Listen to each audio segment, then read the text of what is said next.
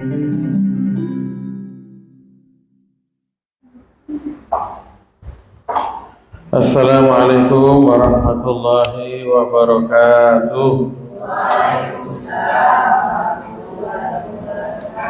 Alhamdulillah alladzi arsala rasulahu bil huda wa dinil haq liyudhhirahu 'ala dini kullih walau karihal musyrikun. Allahumma shalli wa sallim ala sayyidina Muhammad مفتاح باب رحمة الله عدد ما في علم الله صلاة وسلاما دائمين بدوام ملك الله وعلى آله وصحبه عدد كل ذرة ألف مرة. Amma ba'd, yang sama-sama kita hormati imaman dan pengurus masjid Ashabul Kahfi dan juga segenap majelis ta'lim, baik pengurus ataupun anggota, serta para jamaah sekalian, bapak-bapak, ibu-ibu, saudara-saudari yang dirahmati dan insyaallah senantiasa kita semua diberkahi oleh Allah Subhanahu wa taala. Amin ya rabbal. Alhamdulillah, di sore hari ini kita dapat kesempatan dan dimudahkan, diizinkan oleh Allah Ta'ala untuk berjumpa, bertemu, berkumpul di Masjid Ashabul Kahfi ini. InsyaAllah pertemuan kita akan membawa kebaikan dan manfaat, baik kebaikan dan manfaat dalam kehidupan dunia, lebih-lebih lagi kebaikan dan manfaat dalam kehidupan kita kelak nanti di akhirat. Amin, amin ya rabbal. Dalam sebuah riwayat, Bapak Ibu Saudara sekalian, disebutkan tentang tanda-tanda orang yang celaka, orang yang menyesal, orang yang merugi, orang yang tersesat. Tapi kerugian dan penyesalan itu dialami, dirasakan dalam kehidupan di akhirat, bukan dialami dan dirasakan dalam kehidupan di dunia. Dan paling menakutkan serta sangat berat bebannya adalah kerugian serta penyesalan yang dialami seseorang dalam kehidupan di akhirat, bukan di dunia. Kalau di dunia ini semuanya serba sementara. Betul tidak, Bu? Sementara atau selama-lamanya? Sementara. Dalam kehidupan dunia ini semuanya bersifat sementara. Orang yang kaya di dunia memiliki harta yang melimpah, yang banyak. Selamanya atau sementara? Sementara. Begitu mati, harta yang banyak tidak dibawa atau tidak? Punya rumah 4, mobil 4, rekening 4 apa? So, melimpah hartanya, tapi begitu mati, berakhir kehidupan dunia, selesai, semua ditinggalkan. Pernah di Manado ini ada juragan bos mobil. Mobilnya jual beli mobil khusus, mobil mewah. Jadi kalau ada mobil di bawah harga 300 juta, dia nggak jual. Dia jual harga di atas 300. Mahal-mahal. Dan dia punya tempat besar untuk simpan mobil mewah. Puluhan mobil. Satu kali saya lewat, banyak kendaraan parkir. Saya pikir ada acara. Data orang bilang, meninggal itu bos. Inna lillahi wa inna ilaihi rajiun. Ternyata saya lewat lagi besoknya, mobil-mobil itu semuanya masih terparkir di tempat showroom, tempat toko di mana dia jual mobil. Pemiliknya sudah pindah tempat, sudah berada dalam perut bumi, sudah dalam mobilnya, hartanya ditinggal. Makanya kalau orang rugi, orang senang, apapun yang dialami dalam kehidupan dunia ini semuanya sementara. Orang senang, orang kaya sementara. Begitu juga orang miskin, orang susah juga sementara. Nah, melalui agama Islam yang kita anut, bagaimana kita bisa meraih keselamatan, selamat daripada perkara-perkara yang membuat kita binasa, celaka, rugi, menyesal, bukan hanya sekedar dalam kehidupan dunia, tapi dalam kehidupan yang kekal abadi selama-lamanya, yaitu di akhirat. Sehingga disebutkan ketika orang dia mengalami kebalikan dari tadi, dia susah, dia miskin, kehidupan di dunia ini sempit, jangan kecil hati. Kenapa? Paling-paling cuman sementara. Rumahnya kecil, bahkan makan, minum, pakaian seadanya, jangan kecil hati. Kalau mau dipikir juga, orang susah, orang miskin zaman sekarang masih tidak sama dengan orang miskin, orang susah zaman dulu. Kalau orang miskin, orang susah zaman dulu memang benar-benar susah. Dari begitu susahnya, dari begitu miskinnya, sampai tidak ada makanan yang mau dimakan. Ada di antara mereka itu sampai puasa. Kenapa sampai puasa? Karena tidak ada makanan, lebih baik puasa, gak ada mau dimakan. Lah terus nanti kalau buka puasa pakai apa? Minum air, kasih batal puasa. Terus besok puasa lagi, makan sahurnya apa? Tidak ada makan sahur, cuma minum air. Jadi buka puasa, makan sahur, cuman dengan menggunakan minum. Kenapa? Miskin, susah. Orang sekarang puasa, bagaimana Bu? Buka puasanya. Alhamdulillah. Panada hadir, lalampa hadir, bubur ayam hadir, agar-agar, puding hadir, es buah hadir, kopi, teh lengkap, absen semua hadir. Makanya tidak jarang orang puasa kadang-kadang timbangan badan bukan semakin berkurang, tambah kurus. Keluar Ramadan timbang badan,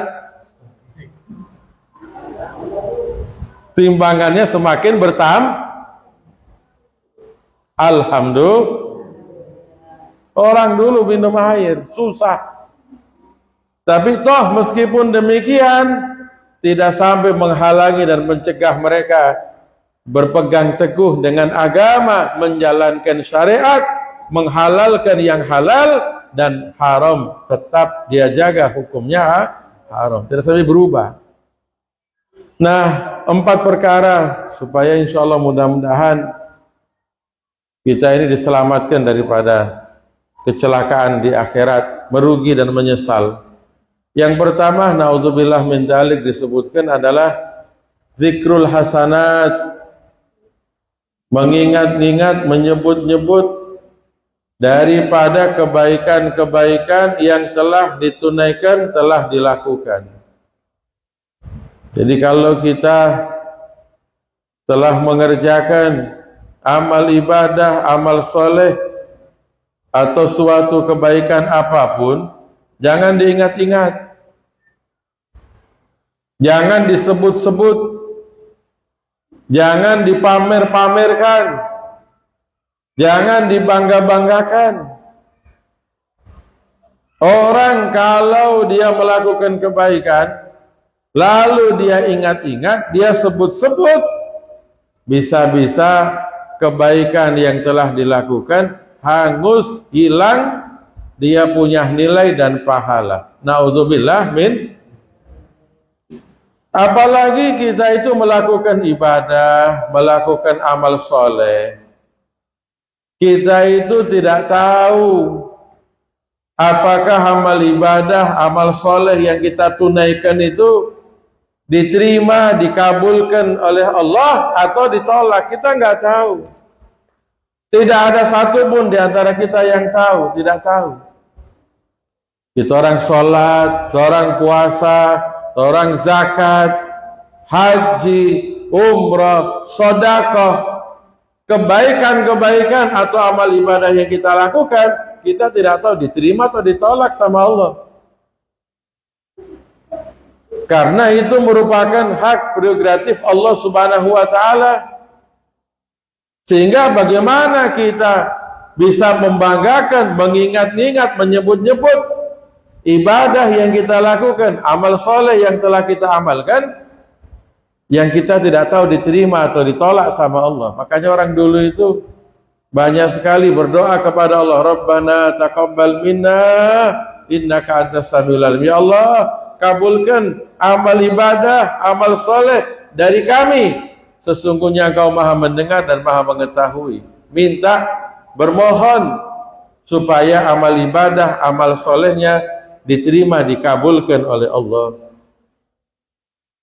Jadi kalau kita dalam kehidupan sehari-hari beribadah atau beramal soleh sudah, apalagi bantu orang, tidak usah diingat-ingat, tidak usah disebut-sebut. Biar itu kita ikhlas, kita lakukan semata-mata berharap ridha dan balasan dari Allah Subhanahu. Yang kedua, yang menyebabkan orang dia itu menyesal, merugi, bahkan dia bisa celaka adalah nisyanud dzunub. Dia lupa terhadap dosa-dosa yang telah diperbuat. Wahya mahfuzatun indallah, sedangkan dosa maksiat yang diperbuat oleh manusia itu pasti dicatat oleh Allah Subhanahu. Jadi beda, ada orang melakukan kebaikan, ada orang melakukan tidak baik. Kalau orang melakukan kebaikan harus niat, harus ikhlas, tidak boleh ria, tidak boleh ini, tidak boleh itu, tidak boleh disebut-sebut, tidak boleh dibangga-banggakan. Tapi kalau orang melakukan perbuatan yang tidak baik, tidak membutuhkan niat, tidak membutuhkan ikhlas, walaupun riak sekalipun, malah lebih besar dia punya dosa. Tidak ada cerita ada orang pencuri. Pencuri itu dosa atau pahala, Bu? Pencuri itu dosa atau pahala? Ibu-ibu jalan seandainya, di tengah jalan lihat ada doi. Lihat kanan, tidak ada orang. Lihat kiri, tidak ada orang. Lihat depan, tidak ada orang. Lihat belakang, tidak ada orang. Doi di bawah. Ambilnya enggak? Hati-hati. Siapa pedoi itu? Kita pedoi. Orang pedoi sendiri. Kau mau ambil? Toh? Hati-hati ini. Bagus jawabannya jujur. Bagus pada mengaku. Toh? Ambilnya enggak?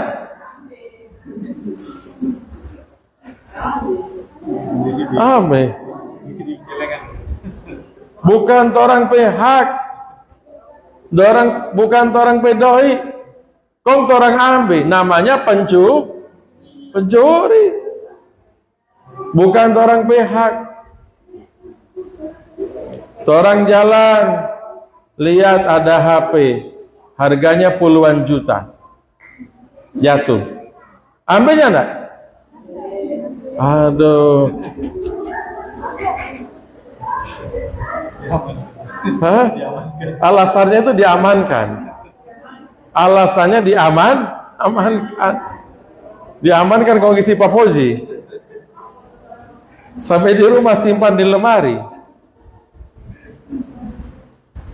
hukumnya haram, dosa. Ini boleh, bukan orang pihak. Ambilnya enggak? Bukan orang pihak. Jangan diambil. Kalau bukan orang punya hak, jangan diambil. Satu kali ada orang naik motor, DP dompet jatuh. Belum 5 menit, belum 3 menit, balik udah nggak ada. Berarti pencuri atau tidak yang ngambil? Pencuri atau tidak yang ngambil? DP orang balik belum 5 menit, sudah nggak ada itu dompet. Dia cari-cari. Oh, cari apa Pak? Tadi kita naik motor perasaan jatuh. Oh ya betul, ada jatuh. Ada orang lewat, dia ambil. Alasannya diamankan. Diamankan, berdiri tinggal di situ. Kalau mau mengamankan, menyelamatkan, mesti bertugas di situ. Berapa hari? 3 hari, Bu. Jaga, kita amankan berdiri situ. Siapa tahu ada orang balik hari itu. Belum. Siapa tahu hari kedua. Siapa tahu hari ketiga. Kalau perlu sambil buat tulisan. Siapa yang kehilangan barang, lapor. Nyanda gampang. Ini macam orang begini, sadiki-sadiki ambil. Tahu? Sadiki-sadiki ambil. Sampai dapat lihat tulisan di masjid, kota amal. Kota amal gua halal. DP petugas masjid, penjaga masjid pergi pulang, dia bongkar kota amal, dia ambil. Na'udzubillah min. Contoh orang melakukan kebaikan. Tadi bagaimana? Harus niat. Niat harus ikhlas. Tapi kalau orang maksiat, pencuri, tidak butuh niat, tidak butuh ikhlas, bahkan tidak harus dia itu meninggalkan riya. Makanya orang yang bakal menyesal dan merugi, kebaikan dia ingat-ingat. Yang kedua, dosa dia lupa. Kebaikan dia tidak tahu diterima atau dikabulkan. Dosa pasti dicatat. Dia lupa terhadap sesuatu yang dicatat. Makanya seorang mukmin itu disebutkan kalau melakukan dosa, digambarkan seperti orang berada di bawah bukit gunung yang akan jatuh batunya menimpa dirinya. Selalu dalam ketakutan dan kekhawatiran.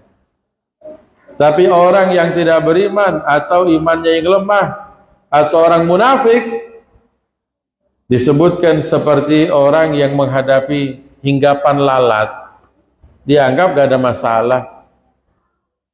Lalat hinggap cuma dibeginikan aja, gak ada masalah. Dosa dianggap enteng. Dosa digampangkan. Dosa mereka tidak pedulikan, padahal sangat-sangat menakut.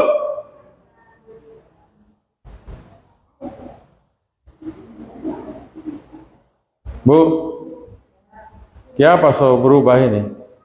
Lantaran ini boleh ambil doi. Lanjut. 2, ketiga, an-nazar ila man fauqahu fi umurid dunya, melihat kepada orang-orang yang ada di atasnya dalam urusan dunia. Bakal celaka dia. Kenapa? Yang dilihat selalu di atas. Kenapa kok bisa celaka? Gak bakal syukur. Tidak bakal syukur kepada Allah. Sedangkan Allah Ta'ala firmankan, la in syakartum la azidannakum wa la in kafartum inna adzabi lasyadid. Kalau syukur ditambah nikmat. Kalau kufur tidak syukur, ketahuilah siksaku sangat pedih. Na'udzubillah min. Jadi urusan dunia lihat selalu di atas. Allah Ta'ala sudah kasih rezeki dia, bukannya dia bersyukur, tapi malah tambah tomak, tambah merasa kufur, tidak syukur kepada Allah Ta'ala. Sudah begitu tambah lagi, kalau urusan akhirat, melihat kepada orang yang di bawah. Wan nazar fi umuril akhirah ila man dunahu, melihat dalam urusan akhirat kepada orang yang di bawahnya dia. Ya, bagaimana dia mau bertambah ibadah dan amal solehnya, selalu yang dilihat yang di bawah. Urusan akhirat dilihat di bawah, bukan urusan akhirat mestinya lihat yang di atas, supaya dia terdorong, supaya dia maju, supaya dia lebih semangat melakukan ibadah dan kebaikan. Urusan dunia lihat yang di bawah. Alhamdulillah, orang yang pakai sepeda lihat orang yang berjalan. Alhamdulillah, kita ada sepeda, tetangga berjalan kemana-mana. Yang dapat rezeki motor, lihat orang yang pakai sepeda. Alhamdulillah, kita dapat sepeda bermotor. Tetangga cuman sepeda kemana-mana dia, putar itu orang. Lihat yang di bawah, syukur sama Allah. Ini kan kalau sampai dia balik, kapan mau syukur? Selalu lihat yang di atas, urusan dunia. Sedangkan dunia ini pasti dan pasti semuanya akan meninggalkan dunia ini. Orang tadi saya bilang, orang yang kaya, yang miskin, siapapun, yang rumahnya banyak, mobilnya banyak, atau yang tidak punya apa-apa, pergi semua. Tempatnya sama dalam kubur. Kok dia mau kejar-kejar, dia mau bangga-bangga dengan dunia. Dia selalu melihat kepada yang di atas. Seorang anak yang selalu melihat di atas tidak bakal bakti sama orang tuanya. Seorang istri yang selalu melihat ke atas gak bakal dia hormat sama suaminya. Seorang suami yang selalu melihat ke atas tidak bakal sayang kepada istrinya. Selalu dilihat di atas. Makanya 4 perkara ini harus kita jaga diri kita, jangan sampai ada dalam sikap dan sifat dalam kita menjalani kehidupan sehari-hari. Yang pertama, kita melakukan ibadah atau kebaikan, sudah gak usah diingat-ingat. Selalu doa sama Allah, ya Allah kabulkan yang telah kita lakukan daripada kebaikan. Yang keburukan, yang mengandung dosa, ingat-ingat selalu. Jadi kalau kita melakukan hal yang baik, lupakan. Yang tidak baik, ingat. Supaya apa? Supaya kita rajin minta ampun sama Allah, kita rajin membenahi diri kita rajin meningkatkan kebaikan, dan kita kalau berhubungan dengan orang lain, kita mudah dan ringan mau minta maaf ataupun memberikan maaf kepada orang lain. Dan yang ketiga, urusan dunia lihat di bawah. Urusan akhirat lihat di atas. Ya Allah, ini tetangga saya rajin. Saya ini bangun subuh. Tetangga saya sebelum subuh sudah bangun tahajud. Saya masih kalah. Lihat di atas, semangat dia. Saya cuma sholat fardu 5 waktu. Tetangga saya bukan cuma 5 waktu, bukan cuma sholat wajib, sholat sunnah dikerjakan. Saya masih kalah. Lihat di atas, bertambah dia punya ibadah, bertambah dia punya kebaikan. Sehingga kalau kita tepat memperlakukan sikap dan sifat seperti itu, insya Allah kita akan selamat. Apalagi dalam rangka kita masuk di tahun yang baru ini, 1445 Hijriah. 1 tahun yang lalu kita sudah tinggalkan, masuk tahun yang baru. yang tentunya harus ada azam, kemauan yang sungguh-sungguh, niat yang tulus ikhlas. Bagaimana supaya tahun yang baru akan kita jalani ini akan menjadi lebih baik dan berarti untuk kehidupan kita, baik kehidupan dunia, lebih-lebih lagi kehidupan kelak nanti di akhirat. InsyaAllah orang semua diberikan kekuatan istiqamah, kekuatan untuk bisa selalu berbuat kebaikan, kekuatan untuk bisa meninggalkan keburukan, dan semuanya selamat fid dini wa dunya wal akhirat. Amin ya rabbal